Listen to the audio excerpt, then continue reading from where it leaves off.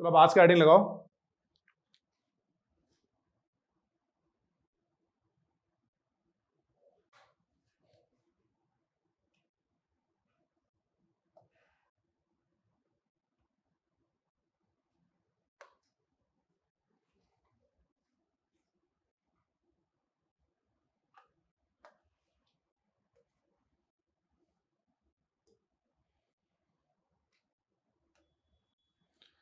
ये देखो जरा,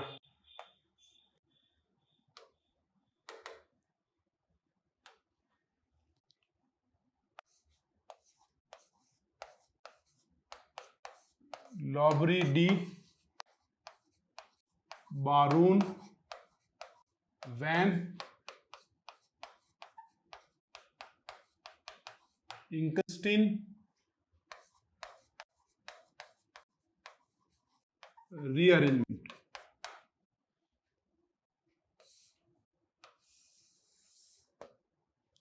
पूरा हेडिंग लगाओ, लॉबरी डी बारून वैन इंकस्टीन रीअरेंजमेंट, पूरा नाम है इसका।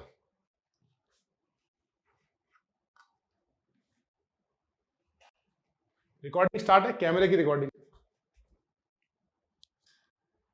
जूम की ऑन कर दूं क्या? मैंने अभी ये नया कनेक्शन लिया है, कितना 1 GB वाला, 1 GB स्पीड का।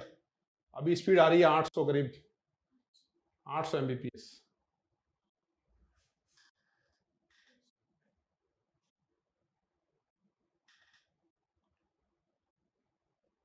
Record on this computer, record cloud. कर दूं रिकॉर्ड? चलो कर दो, ये लाइव में कोई दिक्कत नहीं आनी चाहिए। चलो,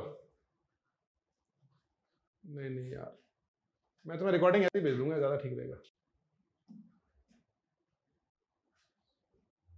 ओके, अब ये लिखो, लॉबरी डी बारून वैन इंकस्टीन रीअरेंजमेंट। वहां पे नीचे आप स्ट्रक्चर बनाओ।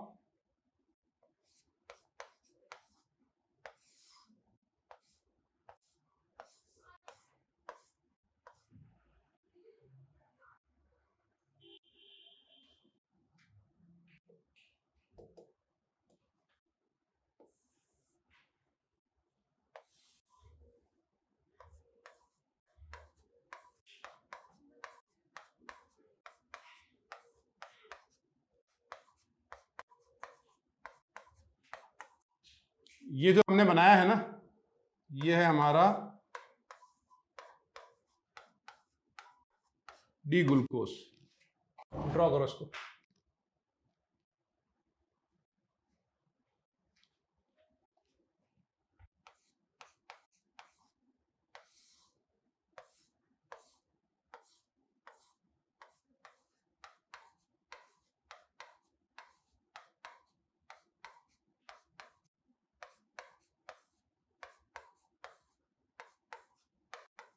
इसका नाम क्या है सेकंड वाले का?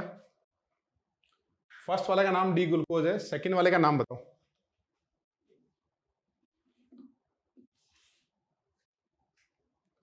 ये जो हमने सेकंड बनाया, ये कौन है?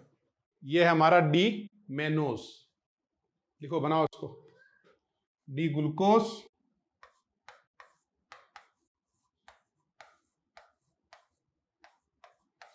ये है डी मेनोज। ड्रॉ करो इनको।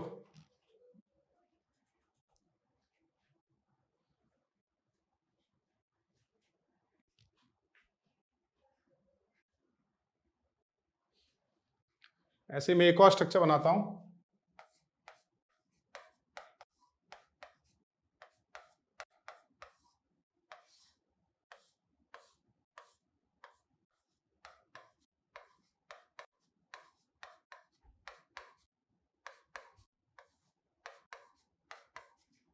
थर्ड वाले का नाम बताओ, ये कौन है? ये जो थर्ड बनाया है, ये कौन है?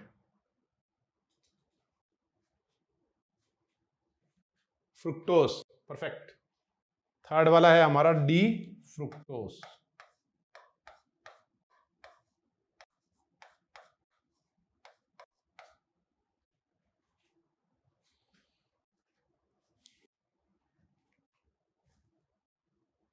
बनाओ इसको, तीनों स्ट्रक्चर ड्रॉ करो। डी ग्लूकोस, डी मैनोस, और ये है हमारा डी फ्रुक्टोस।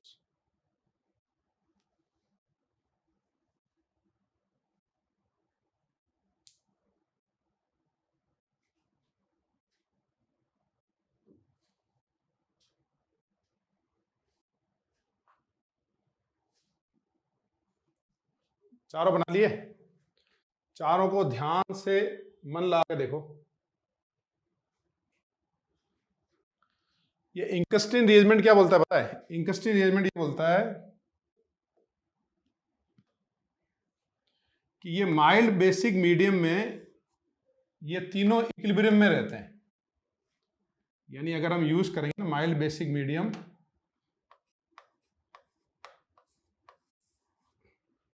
तो डी ग्लूकोस, डी फ्रुक्टोज और डी मैनोस तीनों इक्विलिब्रेट करते हैं। यानी तीनों इक्विलिब्रियम में रहेंगे, glucose, mannose and fructose. Okay, तीनों को ध्यान से देख के बताओ कि तीनों के स्ट्रक्चर्स में सिमिलरिटी क्या है। तुम्हें क्या सिमिलर नजर आ रहा है? क्या चीज है जो ऐसी नजर आ रही है कि यार सेम है तीनों की? सब डी हैं, ठीक है। और इसके अलावा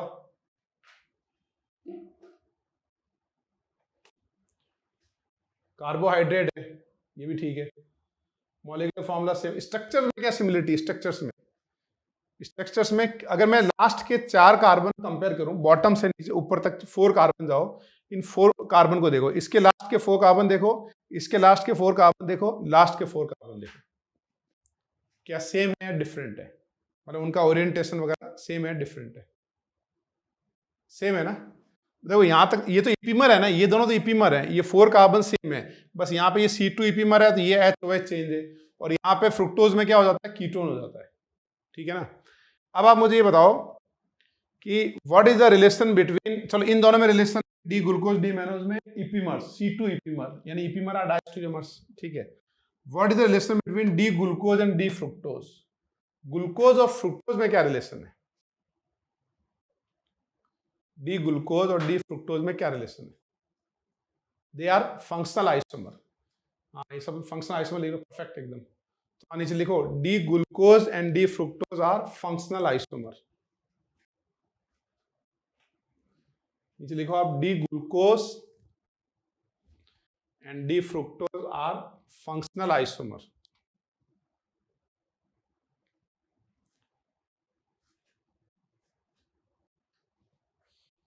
फिर ये भी लिखो D glucose and D mannose are C2 epimers.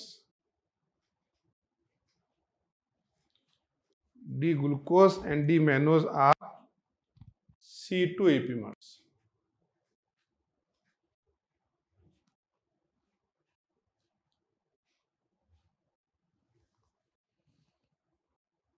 लिख लिया आपने? Okay, D glucose and D mannose are C2 epimers. अब मैं एक स्ट्रक्चर बनाता हूं, मतलब आपने को ये एक्सप्लेन करना है कि माइल्ड बेसिक में तीनों इक्विलिब्रियम में रहते हैं, ठीक है ना? अब मेरा दूसरा क्वेश्चन ये है,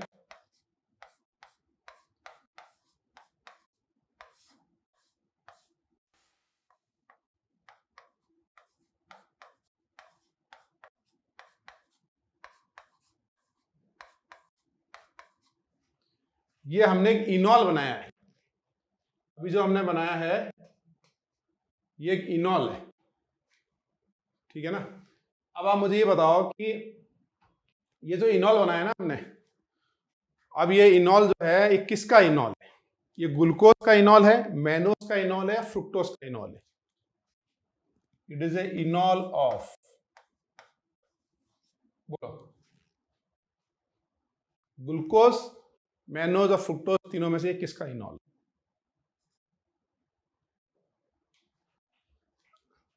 अगर हम इसका टॉटोमेरिज्म करेंगे यहां से, तो ये अल्फा एच टॉटोमराइज करेंगे, इसमें भी अल्फा एच टॉटोमराइज करेंगे, इसमें भी अल्फा एच टॉटोमराइज करेंगे, तीनों को टॉटोमराइज करेंगे, अल्फा एच और अल्फा एच।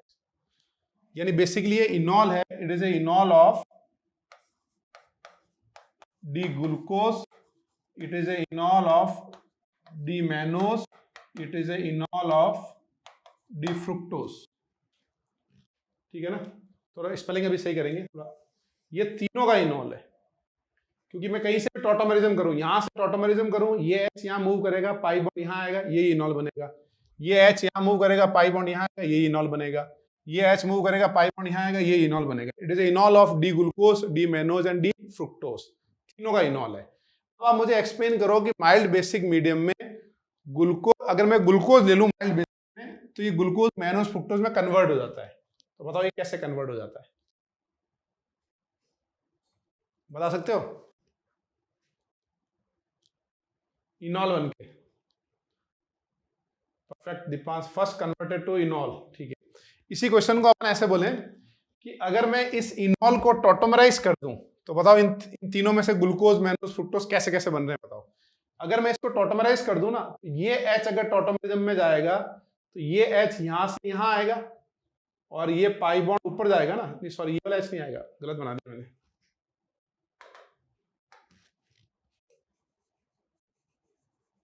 एक मिनट है,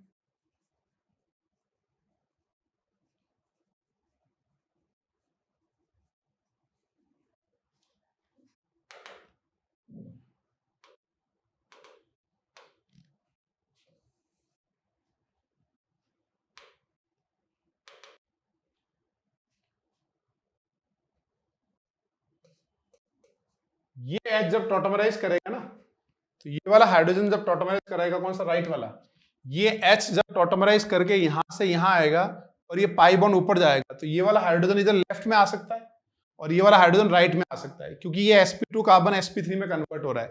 तो H टॉटोमराइज किया, H लेफ्ट में आया, H राइट में आया, इससे क्या क्या बने, अगर H लेफ्ट में आ रहा है तो क्या बन गया हमारा, डी ग्लूकोज, H राइट में आया तो क्या बना, डी मैनोज।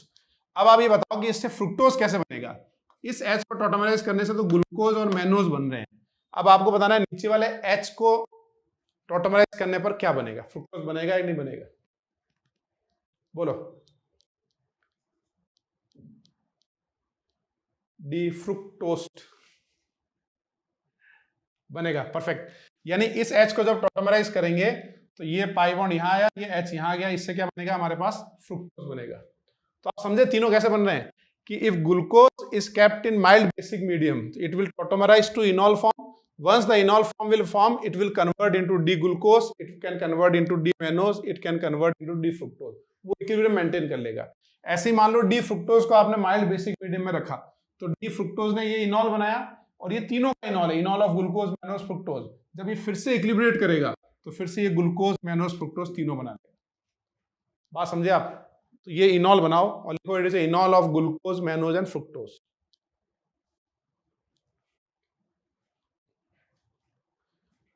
हाईलाइट करके इनॉल बनाओ, अलग से दिल खोल के बनाओ।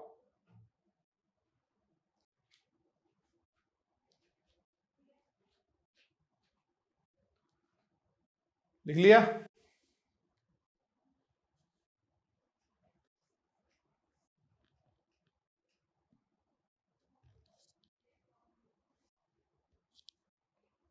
आगे बढ़े। अब आप, एक क्वेश्चन और है, इस थ्योरी को यूज करते हुए बताओ, ऐसे दो कार्बोहाइड्रेट बताओ जो कि माइल्ड बेसिक मीडियम में इक्विलिब्रियम में एग्जिस्ट करेंगे। The two carbohydrate which will exist in equilibrium in mild basic medium, बताओ। जैसे आपने यहाँ ग्लूकोज मैनोज बताया, मैंने आपको मैनोज फ्रुक्टोज बताया, सिमिलरली आप कोई भी दो बताओ, एनी टू। एलोज एल्ट्रोस, गुड। हमको एक वर्ड यूज करना चाहिए कि this type of isomer will exist in equilibrium in mild basic medium. जैसे एलोज एल्ट्रोस हैं, ग्लूकोज मैनोज हैं, और पेयर कौन है, एलोज एल्ट्रोस, ग्लूकोज मैनोज, गुल्लोज आयोडोस, गैलेक्टोस्टेलोस। एक वर्ड यूज करेंगे, बताओ वो वर्ड क्या है। परफेक्ट परफेक्ट, इपीमर्स, इपीमर में थोड़ा और C2 इपीमर्स, परफेक्ट, C2, ठीक है ना। तो जो भी C2 इपीमर होंगे ना, वो माइल्ड बेसिक में इक्विलिब्रियम में एग्जिस्ट करेंगे, क्योंकि C2 इपीमर का इनॉल फॉर्म क्या बनेगा, सेम बनेगा। क्योंकि जब हम इनॉल बनाएंगे तो OH लेफ्ट में हो या OH राइट में, उससे कोई फर्क नहीं पड़ता है। C2 इपीमर will give same इनॉल, therefore C2 इपीमर will exist in dynamic equilibrium. तो वहां नीचे लिखो कि C2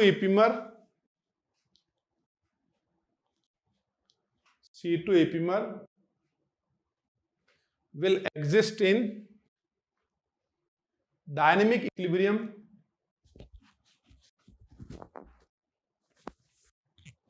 in mild basic medium.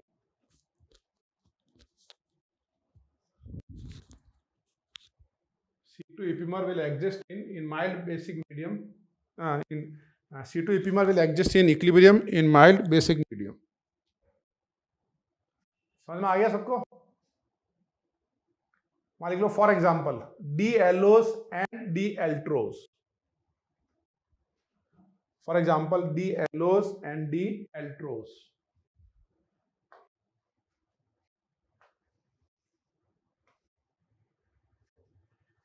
Okay, Rana का एकदम जवाब शानदार आता है, यस सर। अच्छा, बेसिक मीडियम क्यों? बिकॉज कार्बोहाइड्रेट जो होते हैं ना, उसमें कार्बोहाइड्रेट में एल्डिहाइड के साथ बाकी फंक्शनल ग्रुप कौन से लगे? कार्बोहाइड्रेट में बाकी फंक्शनल ग्रुप कौन से लगे? एल्कोहल। और alcohol is unstable in acidic medium. अगर अपन एसिड डालेंगे तो एल्कोहल रिएक्ट कर जाएंगे ना उसमें, इसलिए सारा डिस्कशन बेसिक मीडियम में होगा। नेक्स्ट लिखो,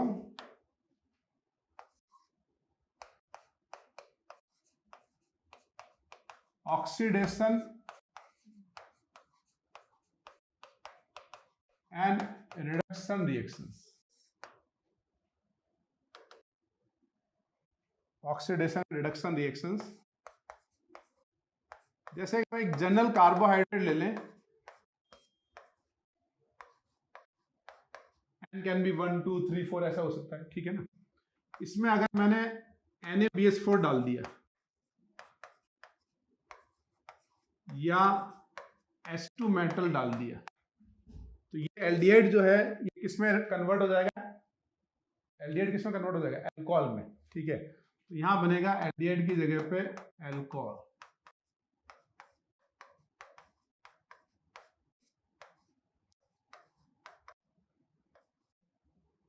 अब ये जो रिडक्शन प्रोडक्ट बना ना, रिडक्शन प्रोडक्ट, इसको हम बोलेंगे डी एल्डिटॉल। एल्डिटॉल एक जनरल टर्म है, यहाँ पे जो ग्लूकोज होगा ना उसके अकॉर्डिंग होगा, क्योंकि यहाँ हमने जो कार्बोहाइड्रेट के अकॉर्डिंग होगा। यहाँ हमने एक सिंपल कार्बोहाइड्रेट एल्डोज लिया है, तो एल्डोज का रिडक्शन प्रोडक्ट क्या होगा? एल्डिटॉल। सिमिलरली अगर हम यहाँ Br2 वाटर डालते हैं, Br2 water is a mild oxidising agent for acid. Interesting चीज है ये, Br2 वाटर जो है mild oxidising agent for aldehyde, वो एल्डिहाइड को ऑक्सीडाइज कर देता है एसिड में। अब ये जो ऑक्सीडेशन प्रोडक्ट बना है, इसको बोलेंगे डी एल्डोनिक एसिड। और अगर आपने इसमें कंसंट्रेट HNO3 डाल दिया, तो टर्मिनल कार्बन की जगह पे बनेगा एसिड।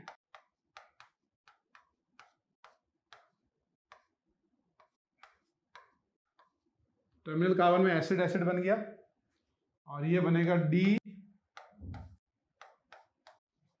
एल्डेरिक एसिड।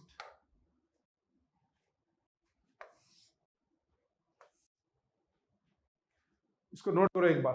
रिडक्शन प्रोडक्ट को बोलते हैं एल्डिटॉल, ऑक्सीडेशन को बोलते हैं एल्डोनिक। LH भी हो जाएगा, LH भी हो जाएगा। Reduction product alditol, oxidation product aldonic, and terminal carbon oxidation is एल्डेरिक।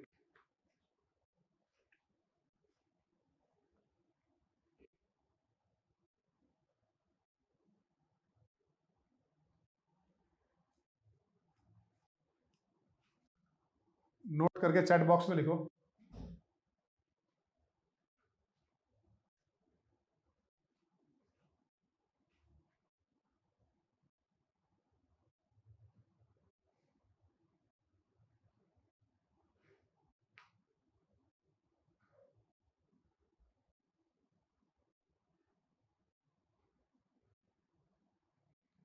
लिख लिया आपने?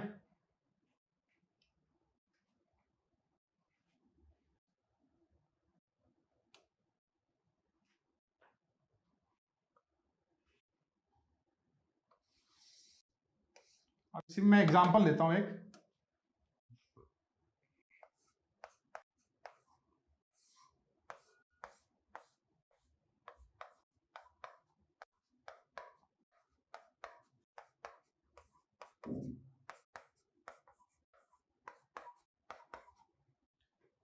इसका नाम बता सकते हो ये कौन है?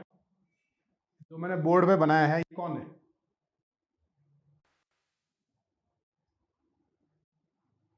D glucose, perfect. ये है हमारा डी ग्लूकोज। और अगर इसमें मैंने NaBH4 डाल दिया तो NaBH4 से क्या होगा? इसका होगा रिडक्शन और बनेगा क्या? NaBH4 से क्या बनेगा? Br2 वाटर से क्या बनेगा? और HNO3 कंसंट्रेट से क्या बनेगा? और एक और चीज ऐड कर देते हैं। अगर यहाँ पे HI एक्सेस लिखा हो उससे क्या बनेगा? 5 मोल ऑफ HiO4 से क्या बनेगा? How many mole of anhydride will consume? देखो, अगर हम इसमें NaBH4 डालेंगे तो रिडक्शन होगा ना। ग्लूकोज का रिडक्शन प्रोडक्ट क्या होगा? डी गुलसीटॉल। गुलसीटॉल हो गया इसका रिडक्शन प्रोडक्ट। ऐसे ही Br2 वाटर से ऑक्सीडेशन का प्रोडक्ट क्या होगा? D gluconic acid. वो जो था ना पहले, वो एल्डोनिक एसिड एक जनरल टर्म था। ग्लूकोज में क्या आ गया? Gluconic acid. ऐसे ही HNO3 ऐड करेंगे तो क्या बनेगा? D glucaric acid. सपोज करो मेनोज होता, यहाँ मेनोज होता और ये बनाते हैं हम रिडक्शन प्रोडक्ट, तो यहाँ पे क्या लिखते हैं? अगर यहाँ मेनोज होता तो मेनोज का रिडक्शन प्रोडक्ट का नाम क्या होता? बोलो। D mannitol, perfect, D mannitol. तो ये ग्लूकोनिक, गुल्केरिक, गुलसिटॉल, ये सब वर्ड किसके लिए? For glucose. और ये HI एक्सेस मतलब red P HI excess. NCERT में क्या HI एक्सेस लिखा है, लेकिन बेसिकली रेड पी HI जो होता है ना, वो क्या करता है? रिडक्शन कर देता है। तो जहां पे भी HI एक्सेस लिखा हो और ग्लूकोज दे रखा हो तो आप रेड पी HI मान लो। तो इसका मतलब यहाँ क्या बनेगा? Normal hexane. और HiO4 यूज करेंगे तो क्या होगा? HiO4 इन सबको ब्रेक कर देगा ना। क्या बनाएगा? 5 mole of formic acid plus 1 mole of formaldehyde.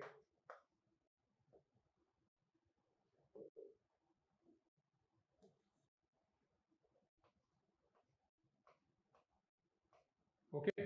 और इसमें बताओ एनहाइड्राइड के कितने मोल कंज्यूम होंगे? कितनी बार एसिटाइलेशन होगा? एनहाइड्राइड क्या करता है? एसिटाइलेशन, एस्टिफिकेशन हो जाएगा ना, एसिटाइलेशन एस्टिफिकेशन। तो बताओ how many time acetylation takes place?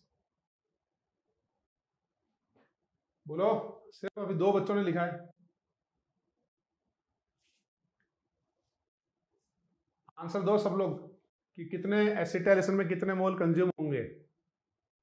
हाँ, अगर किसी के हाथ में मेहंदी लगी है या किसी के हाथ में, हो सकता है किसी के हाथ में कोई प्रॉब्लम चल रही हो या नहीं हो, तो वो प्लीज आंसर नहीं करें, बाकी लोग आंसर करें। कितने मोल एनहाइड्राइड के कंज्यूम होंगे? जितने अल्कोहल होंगे उतने कंज्यूम होंगे ना, नंबर ऑफ अल्कोहल। तो इसमें x की वैल्यू क्या होगी? 5। आपको याद होगा हमने डिस्कस किया था कि अगर इसका मॉलिक्यूलर वेट x है तो एक बार जब एसिटाइलेशन होता है तो H की जगह पे क्या बढ़ता है? C2H2O आ जाता है। तो what is the molecular formula of product? अगर ये y है तो मॉलिक्यूलर वेट तो क्या होगा इसका? y प्लस 210, अगर y मॉलिक्यूलर वेट है तो। और मॉलिक्यूलर फॉर्मूला में कितना इंक्रीज होगा? अगर हम इसका एसिटाइलेशन करेंगे तो मॉलिक्यूलर फॉर्मूला कितना इंक्रीज होगा? एक बार एसिटाइलेशन में C2H2O बढ़ता है ना, तो 5 बार में क्या होगा? C10H10O5।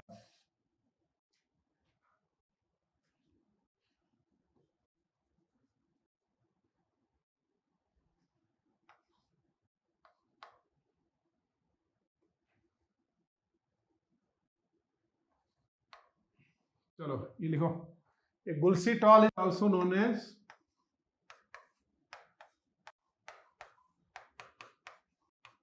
सॉर्बिटॉल। ये सब आपको नोट करना है। हाँ, एल्डिहाइड के साथ परकिन, हाँ एल्डिहाइड और एनहाइड्राइड में परकिन भी होता है। कब होता है? एसिटिक एनहाइड्राइड के साथ क्या यूज होता है? Sodium acetate, salt of sodium, aromatic aldehyde plus anhydride plus salt of sodium acetate. तो ना तो यहाँ एरोमेटिक एल्डिहाइड है तो यहाँ परकिन नहीं हो पाएगा, और ना यहाँ पे सॉल्ट है।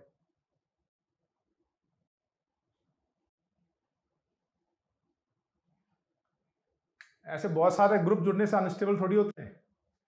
एक घर में बहुत सारे लोग रहते हैं, इसका मतलब ये थोड़ी कि अनस्टेबल हो गए। सब अपनी प्रॉपर ओरिएंटेशन लेंगे, ये हर एक डिफरेंट कार्बन पे लगे।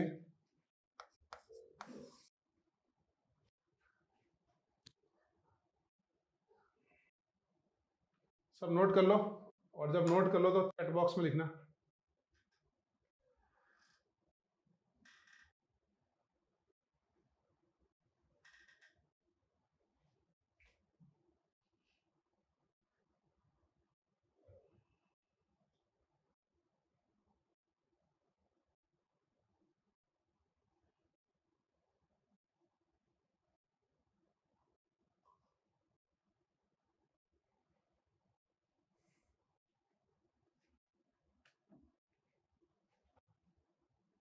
हो गया भाई? शुक्ला भैया की क्या रैंक आई पता नहीं है, अभी उनकी विदुषी की 313 आई है, एक विदुषी A1 में थी। सबने नोट कर लिया तो चैट बॉक्स में डन लिखो।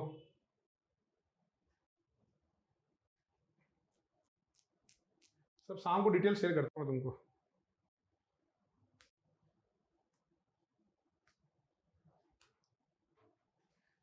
एक कार्बोहाइड्रेट से रिलेटेड है या नहीं है वो डिसाइड करते हैं। एक वेरी इंपॉर्टेंट चीज है, हमारी जो रीढ़ की हड्डी है ना, वो अगर फ्लेक्सिबल नहीं है या रीढ़ की हड्डी अगर हमारी सीधी नहीं है तो फिर बॉडी में कुछ ना कुछ प्रॉब्लम आएगी। जैसे मान लो रीढ़ की हड्डी अगर हमारी टेढ़ी है तो कहीं ना कहीं ब्लड सर्कुलेशन रुकेगा और किसी न किसी बॉडी के पार्ट पे इफेक्ट आएगा। कई लोगों के घुटने दुखते हैं, कईयों के वो कमर में स्लिप डिस्क वगैरह की दिक्कत होती है। एक रीजन होता है रीढ़ की हड्डी, जिसकी रीढ़ की हड्डी परफेक्ट होती है ना, समझ रहे हो, फ्लेक्सिबल एंड स्ट्रॉन्ग, तो फिर आप समझो कि उसका मामला हिट है एकदम। तो हम जब ज़्यादा देर तक एक जगह बैठते हैं तो एक तो हमको सीधा बैठना है, और एक मैंने नई चीज़ सीखी है, योग में एक योग होता है मरोड़, मरोड़, ठीक है ना, तो वो बैठ के करते हैं, तो उसी को अपन थोड़ा मॉडिफाइड वर्जन कर सकते हैं। आप चेयर पे बैठे हो ना, तो उसमें आपको घूमना है, ऐसे ट्विस्टिंग करनी है, मरोड़ मतलब ट्विस्टिंग, एक बार ऐसे और एक बार ऐसे, और ट्विस्ट करने के बाद 3 सेकंड होल्ड भी करना है। ऐसे ट्विस्ट किया, 1 2 3 होल्ड, फिर ऐसे ट्विस्ट किया, 1 2 3 होल्ड।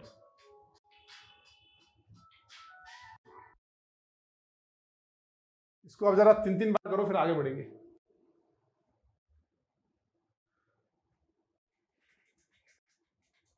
3 1 3 नहीं, 3 बार करना है, 3 टाइम्स। सुबह उठते अपना, उससे क्या होता है पता है? इससे तुम्हारी रीढ़ की हड्डी फ्लेक्सिबल रहेगी। रीढ़ की हड्डी में दिक्कत आ गई तो फिर बहुत दिक्कत आती है। ऐसे 1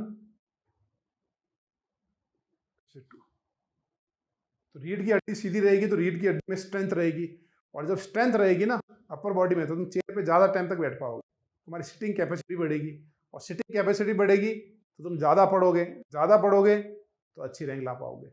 यानी rank is directly proportional to रीढ़ की हड्डी, स्ट्रेंथ एंड फ्लेक्सिबिलिटी ऑफ रीढ़ की हड्डी। ओके, तो तुमने लाइटली ले लिया उसको, तो जितनी बार घूमोगे ना उतनी बार रैंक बढ़ेगी, ये देख लेना, इंप्रूव होगी मतलब। ओके, अब Br2 वाटर मैकेनिज्म लिखते हैं।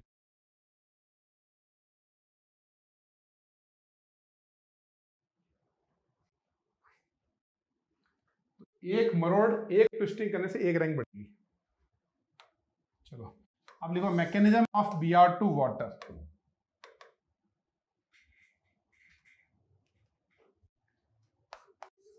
एल्डिहाइड में जब हम लोग Br2 वाटर यूज करते हैं,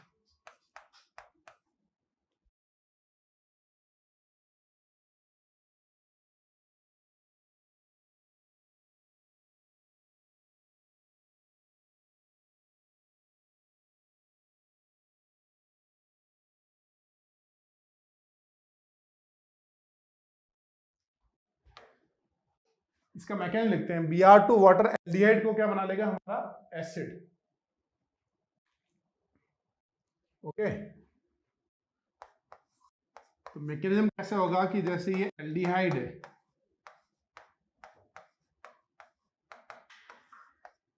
इसमें जब वाटर ऐड करेंगे तो ये बनेगा हमारा जेम डायोल। ठीक है, जेम डायोल बन गया, ये एक अच्छा हाइड्राइड डोनर हो गया।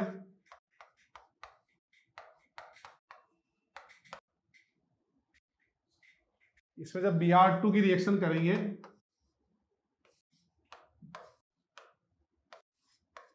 तो ये CO बॉन्ड बन के हाइड्राइड रिलीज होगा, जो कि Br2 के एंटी बॉन्डिंग पे अटैक होगा।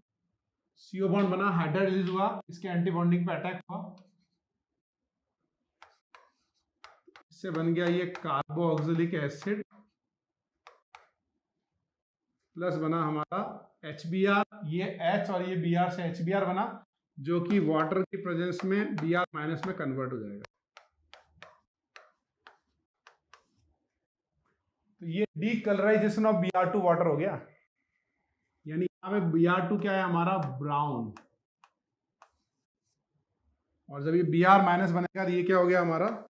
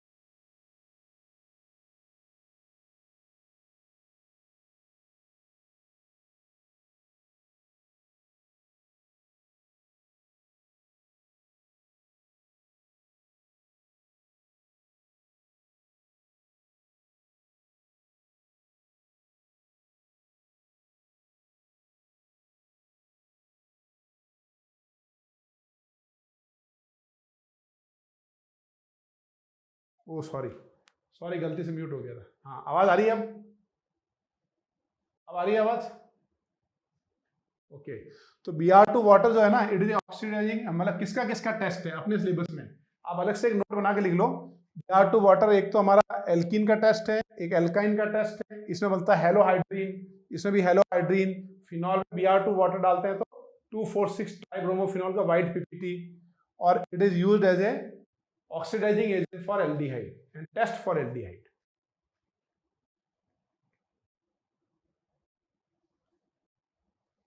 ठीक है, तो नीचे नोट करके ये चारों पॉइंट लिखो। Use of Br2 water in our syllabus.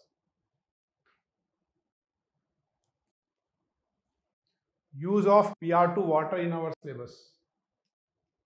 हाँ, Br2 नहीं, Br2 तो वाटर वहां नहीं था, वहां रेड P प्लस Br2 था। यस प्रतिकर, मैं तुम्हें एक क्लास टेस्ट दूंगा, वो क्लास टेस्ट ही Br2 का है, सिर्फ Br2 की रिएक्शन है। तो वहां नीचे लिखो आप, यूज ऑफ Br2 वाटर, पहला लिखो टेस्ट फॉर एल्कीन,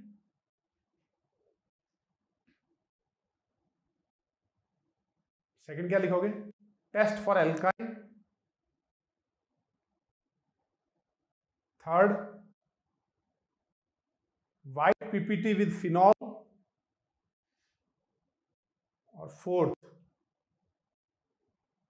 फोर्थ क्या है, oxidising agent for aldehyde and test for aldehyde, oxidising agent for aldehyde and test for aldehyde. Ketone पे क्यों नहीं है, क्योंकि मैकेनिज्म देखो, यहाँ पे हाइड्राइड होना चाहिए ना, तभी तो H अटैक करेगा और फिर Br माइनस बनेगा, तो CO बॉन्ड बना H माइनस का attack.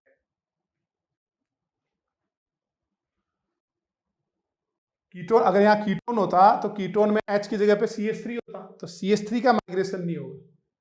Hydride delays because of 2+M effect.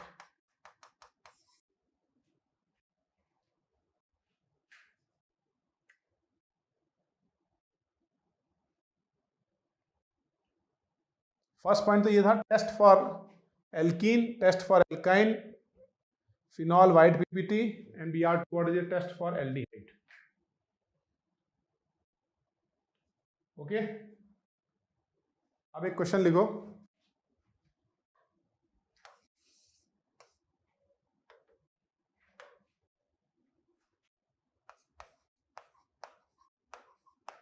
How will you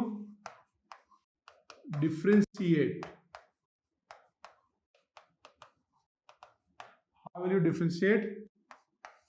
the glucose and the fructose। ठीक है, पहला ऑप्शन है टॉलेंस टेस्ट, दूसरा है फेलिंग टेस्ट, तीसरा है decolourisation of Br2 water, fourth है I will find out and let you no.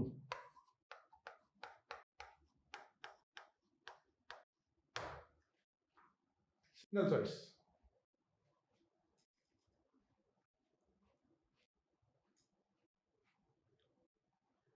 आपको ग्लूकोज और फ्रुक्टोज को डिफरेंशिएट करना है। Tollens test, Fehling test, decolourisation of Br2 water and last one I will find out and let you know. पता लगा के बताएंगे।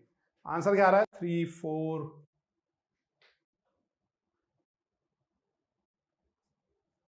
3, नहीं 2 नहीं है यार, सिंगल आंसर है, सिंगल।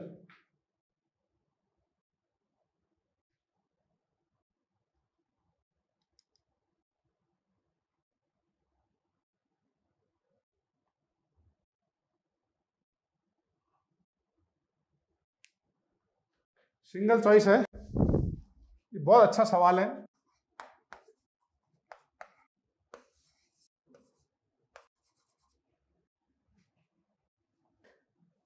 अच्छा बताओ, टॉलेंस जो है वो कीटोन के साथ टेस्ट देता है क्या? क्या टॉलेंस कीटोन के साथ पॉजिटिव टेस्ट देता है, negative? Negative.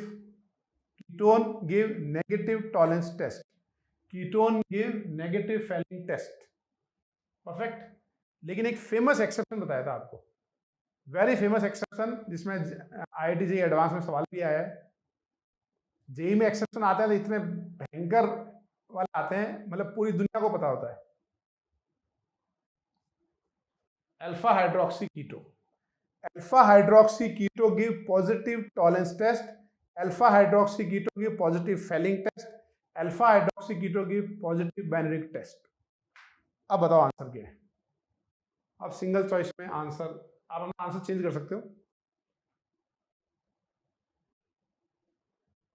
Come on India, बताओ। 4 1 3 3 4 3 3 3। अब हम कैंसिल किए तो बहुत सारे 3 आ गए। टिक्की, बिल्कुल परफेक्ट। इसका आंसर है Br2 water, decolourisation of Br2 water. अभी मैंने आपको बताया था कि Br2 water is a oxidising agent for aldehyde. वो एल्डिहाइड को ऑक्सीडाइज करके एसिड बनाता है और Br माइनस बना लेता है, यानी Br2 ब्राउन टू कलरलेस हुआ, एल्डिहाइड इज कंफर्म। तो ग्लूकोज के साथ क्या आएगा, positive test. Fructose is ketone, वहां टेस्ट नहीं देगा। जबकि टॉलेंस जो है, ग्लूकोज तो पॉजिटिव देगा क्योंकि वो एल्डिहाइड है, और फ्रुक्टोज भी पॉजिटिव देगा क्योंकि वो अल्फा हाइड्रोक्सी कीटो है। या फिर आपको याद है टॉलरेंस इज बेसिक मीडियम, तो बेसिक मीडियम में ये दोनों इक्विलिब्रियम में रहेंगे ना, intestine rearrangement, D glucose, D mannose, D fructose all exist in equilibrium. तो अगर ये तीनों इक्विलिब्रियम में रहेंगे माइल्ड बेसिक मीडियम में, तो बेसिक मीडियम में जो रिएक्शन ग्लूकोज दिखा रहा है वही रिएक्शन कौन दिखाएगा, हमारा फ्रुक्टोज भी दिखाएगा।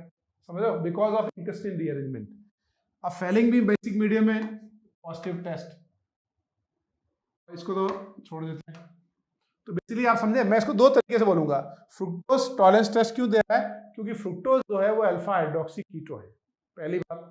फ्रुक्टोज टॉलरेंस क्यों दे रहा है, क्योंकि फ्रुक्टोज माइल्ड बेसिक मीडियम में ग्लूकोज बना सकता है और ग्लूकोज जो है पॉजिटिव टॉलरेंस टेस्ट दिखाता है।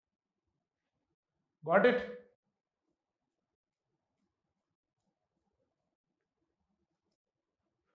बड़े नाम वाला रीअरेंजमेंट बिल्कुल सही है। यानी अपन बहुत सिंपली बोल रहे हैं कि माइल्ड बेसिक में फ्रुक्टोज ग्लूकोज में जाएगा और ग्लूकोज जो टेस्ट दिखा रहा है फ्रुक्टोज भी दिखा देगा।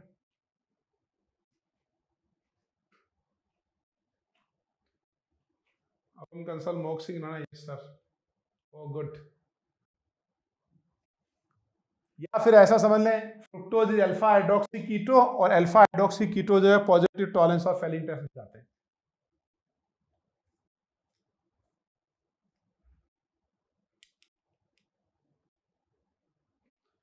फोर भी तो आ सकता है, हाँ फोर भी आ सकता है।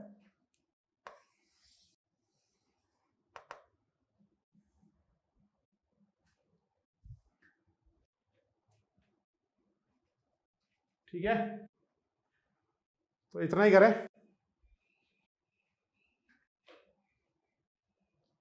इसको ये इसलिए भी इंपॉर्टेंट है, ये इसलिए इंपॉर्टेंट नहीं है कि जेई में आने वाला है, ये इसलिए इंपॉर्टेंट है क्योंकि लैब में ये टेस्ट करते हैं। Br2 वाटर जो है लैब में परफॉर्म करते हैं, ग्लूकोज का टेस्ट होता है, फ्रुक्टोज का नहीं होता है, तो ये लैब में भी यूज करेंगे। ओके, तो आज इतना ही करते हैं। अच्छा, वो सीट का अपने को डिस्कशन करना है, कल करेंगे डिस्कशन। कितने क्वेश्चन बना लिए तुमने सीट में से? 50 बना लिए ना, तो थोड़े कल के लिए 20 एक और बनाओ, थोड़ी हिम्मत जुटाओ और आगे बढ़ के 20 क्वेश्चन और कर लो।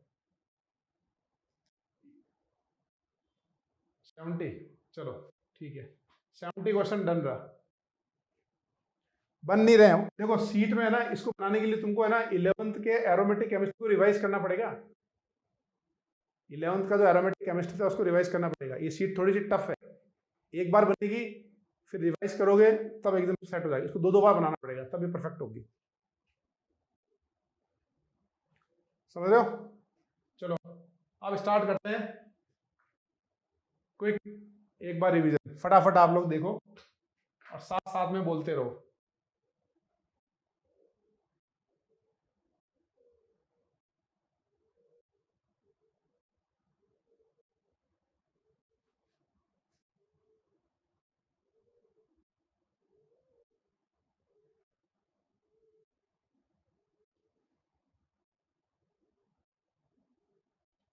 स्पीड मैक्स करो, स्पीड बढ़ाता हूँ। चलो रिवीजन करो फटाफट।